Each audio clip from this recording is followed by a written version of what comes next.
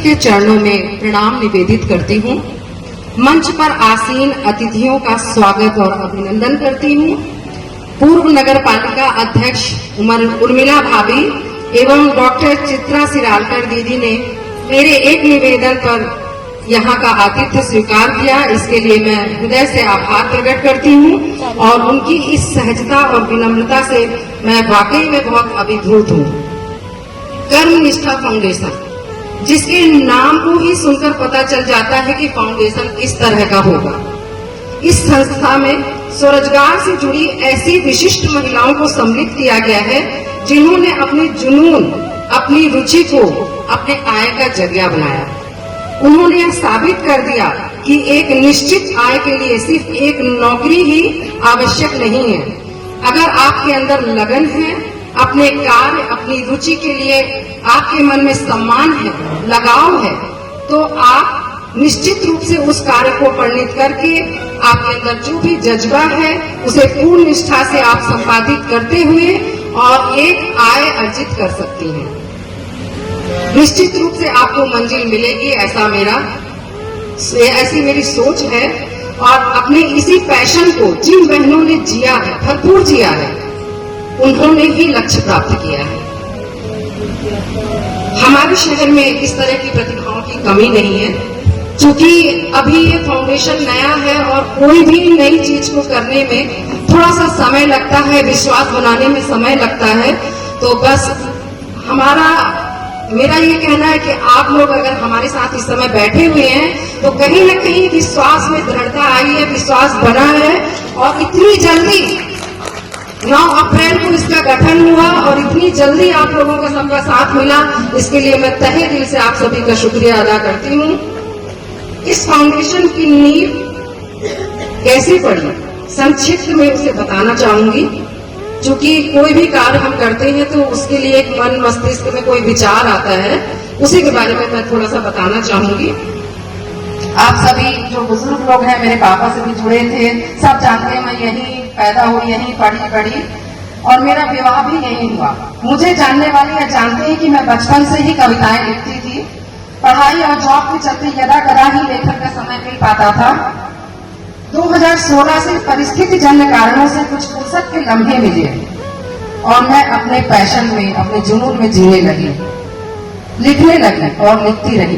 लिखते लिखते ये स्थिति हो गई कि ऐसा लगा कि कम से कम 4-5 काव्य संग्रह मेरे प्रकाशित हो सकते हैं। और यकीन जानिए कि 2 साल के अंदर मैं कम से कम 600-700 कविताएं लिखी डाली, और लगभग मेरी 4 पुस्तकें प्रकाशित हो चुकी हैं। मैं और तुम, अनमना सा रिश्ता, गुनगुनी सी धूप, मन का परिंदा और धुंधली सी स्मृतियां प्रकाशन के लिए भी गया है। और आप लोग को बताते हुए बड़ा हर्ष हो रहा है कि 2019 का साहित्य अकादमी का पुरस्कार मेरी पुस्तक जो है गुनगुनी सी धूप उसे प्राप्त हुआ है। और बड़े सौभाग्य की बात है कि मुझे इस काबिल साहित्य अकादमी ने चुना कि शहडोल संभाग के इतिहास में पहली बार किसी साहित्यकार को साहित्य अकादमी का पुरस्कार मिला। क्या बात। और ये सब आप सभी के प्यार और आशीर्वाद के चलते ही संभव हो पाया है। और मैं चाहूंगी कि आप इसे कायम रखें और बनाए रखें और इसी तरह आपका आशीर्वाद मिलता रहेगा तो मैं बहुत कुछ लिखती रहूंगी।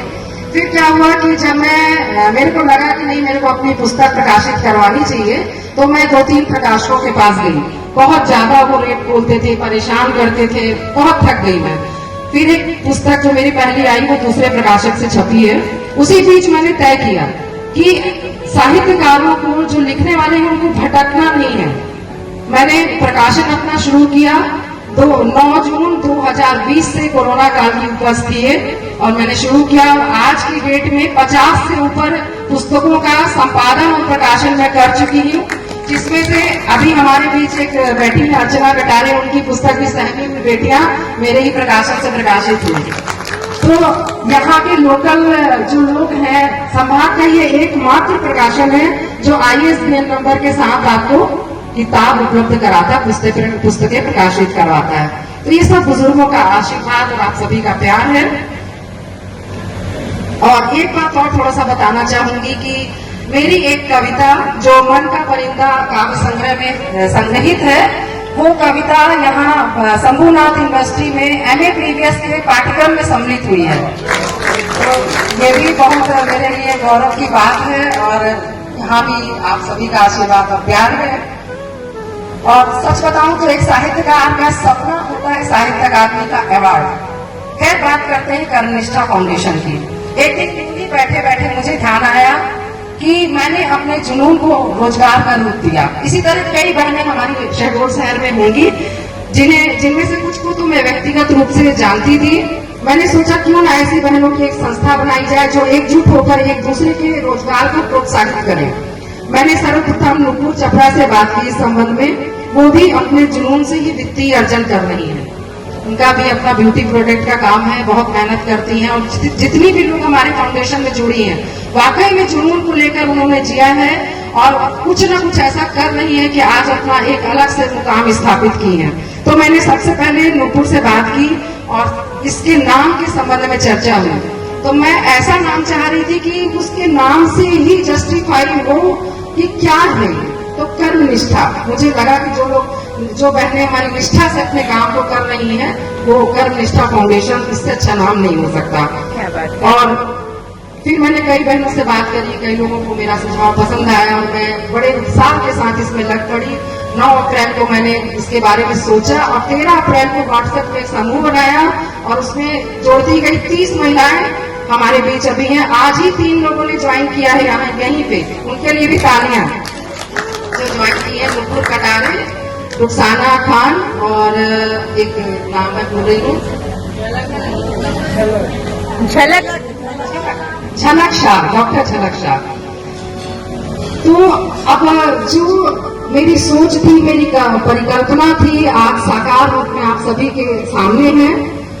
इसकी बैठक हुई, प्रथम बैठक हुई नीतू सिंह जी के घर में, जहां पे हम लोगों ने कार्यकारिणी का गठन किया और इसी कार्यकारिणी का आज शपथ ग्रहण समारोह है। शहर के कई गणमान्य नागरिकों ने इस समूह की, इस फाउंडेशन की प्रशंसा भी की, तो हमारा उत्साह और बढ़ा। बिंदुवार संक्षिप्त में मैं आपको इसके उद्देश्य बताती हूँ। शहर की ऐसी महिलाओं को संस्था से जोड़ना जो छोटे छोटे स्वरोजगार से धन अर्जन कर रही हैं। एक ऐसा प्लेटफॉर्म देना जिसमें सभी सदस्य एक दूसरे के कार्यों को प्रोत्साहित करेंगी और उनका प्रचार प्रसार भी करेंगी। इससे सम्मिलित सभी सदस्यों को निश्चित रूप से धन के लाभ की जो प्रतिशत है उसमें वृद्धि होगी। देखिए होता क्या है कि अभी मैं अपने लिए अकेले काम कर रही हूँ। जब हमारे ग्रुप में 30 लोग जुड़ेंगे तो वो प्रचार प्रसार 30 लोगों के माध्यम से और होगा। तो सोच सकते हैं कि आगे अगर ये बहुत अच्छा रहा और सब हम लोगों ने एक दूसरे का सहयोग किया तो हम कहाँ पहुंचेंगे। निकट भविष्य में एक छोटा सा एग्जीबिशन लगाकर एक ही जगह में विविध सामग्रियों को उपलब्ध कराने का प्रयास भी किया जाएगा। जैसे होता क्या है कि हमारी जो बहनें होती हैं, जैसे अदिति है बुटीक का काम करती है, मनीषा दीदी है ओरिफ्लेम का काम करती है, जो भी प्रोडक्ट बेस्ड काम कर रही है, उनका कभी कभी माल जो है वो रुक जाता है, डंप हो जाता है। तो हम ऐसे एग्जीबिशन लगाकर और वहां पर हम 20-30% राशि कम करके और उस माल को निकालने का प्रयास करेंगे। ये भी हम निकट भविष्य में, ये आगे की योजना है। फिर जिन बहनों में जो भी कुछ गुण है, अगर उनके पास आर्थिक समस्या है तो जो भी हमारे इस ग्रुप में, हमारे फाउंडेशन में जो भी राशि आएगी, आगे चल के इसको ट्रस्ट में कन्वर्ट करने का इरादा है और उसमें जो भी हमको अनुदान मिलेगा तो हम ऐसी महिलाओं को आर्थिक रूप से मदद भी करेंगे। किसी को सिलाई मशीन, किसी को पोहा बनाने की मशीन ऐसे लगाएंगे तो जिससे वो सभी महिलाएं स्वरोजगार से जुड़कर और सुदृढ़ हो सके। और समय समय पर आवश्यकताओं को देखते हुए कई अन्य योजनाओं पर काम होगा। हमने और एक अभिनव पहल के बारे में सोचा है। हमारे इस कर्मनिष्ठा फाउंडेशन में 6-7 बहनें ऐसे हैं जो अपने घर में ट्यूशन क्लासेस चलाती हैं। तो हमने ये सोचा है कि कर्मनिष्ठा फाउंडेशन के अंतर्गत हम एक ही जगह पर इन बहनों को लेकर आएंगे और एक कोचिंग सेंटर वहाँ पे शुरू करेंगे ताकि शहर के बच्चों को एक बहुत ही अच्छे ट्यूशन वाले टीचर प्राप्त हो सके। ये भी एक सोच है। कर्मनिष्ठा फाउंडेशन का जो मुख्य उद्देश्य है स्वरोजगार से जुड़ी महिलाओं को एकत्र करना। उसके अलावा भी हम कई अन्य तरह के सामाजिक कार्य करेंगे, जिसमें प्रथमतः शहर के वरिष्ठ नागरिकों के लिए एक क्लब का गठन किया जाएगा, शीघ्र ही किया जाएगा। क्लब का नाम भी सर्वसम्मति से रखा गया है, सांची उमंग। हमने सोचा कि कुछ बुजुर्ग जनों के मन में जो घर में रहते रहते एक नकारात्मक ऊर्जा का संचार होता है, उनको घर से बाहर निकालें और वो जब अपने आयु वर्ग के लोगों के साथ मिलेंगे तो एक उनके अंदर एक लालसा बढ़ेगी, एक सकारात्मक ऊर्जा का विकास होगा। दरअसल होता क्या है, आप सभी बहनें जो बैठी हैं, हम लोग भी जानते हैं कि जिस दिन हमारी कोई पार्टी होती है, किटी होती है, तो सवेरे से हमारे मन में एक उमंग रहता है। तो जब ये बुजुर्ग अपने घर से निकलेंगे, प्रतिदिन निकलेंगे, तो आप सोच सकते हैं कि इनके मन में कैसी उमंग होगी और ये अपनी उम्र से 10, 12 साल, 15 साल और जिएंगे। तो हम लोगों ने इसकी लगभग आवश्यक तैयारियां पूर्ण कर ली हैं और शीघ्र ही इसका शुभारंभ करेंगे। इसी तरह हमारे संगठन के सक्रिय और सृजनात्मक सदस्यों के द्वारा भविष्य में जो भी सुझाव दिया जाएगा, उस पर हम सब मिलकर एकजुट होकर कार्य करेंगे। अभिनव सोच, दृढ़ निश्चय, बुलंद हौसला, सर्वहित की सोच, यही बातें हमारी संस्था को एक पृथक पहचान देंगी। ऐसा मेरा विश्वास है, क्योंकि जहां तक मैं सोचती हूँ कि हम सब सदस्य, मैं हो सकता है आप लोगों ने पेपर पढ़ा हो तो वहां पे भी मेरा एक वक्तव्य था कि हमें खरगोश नहीं बनना है, हमें कछुआ बनना है। हमें एक छलांग लगा के थक के सो नहीं जाना है, हमें धीरे धीरे अपने लक्ष्य को प्राप्त करना है और अपनी मंजिल की ओर बढ़ना है। ये मेरा मोटिव है इस संस्था के लिए कि हमें ऐसा ही काम करना है। तो किसी को नहीं दिखाना है, किसी को नहीं बताना है कि हम क्या कर रहे हैं, कोई क्या सोचेगा हमारे बारे में, वो वक्त बताएगा कि हम क्या काम करेंगे। आज के इस शपथ ग्रहण समारोह में उपस्थित सभी का मैं हृदय से स्वागत करती हूँ और इन पंक्तियों के साथ अपनी वाणी को विराम देती हूँ। पकड़कर हाथ एक दूजे का हमको साथ चलना। चूंकि अब साहित्य से जुड़े हूँ तो थोड़ा सा तो बनता है कि कुछ कहूँ। पकड़कर हाथ एक दूजे का हमको साथ चलना है, किसी तूफान किसी आंधी के आगे अब न रुकना है। हमारा लक्ष्य है निश्चित, बनाएंगे नई राहें, करेंगे हम जगत रोशन, हमें सूरज सा तपना है। न ठहरे हैं न पलटेंगे, बनाएंगे कई मंजिल, लिए जज्बा नया हमको तो बस हिम्मत से बढ़ना है, हमको तो हिम्मत से बढ़ना। धन्यवाद।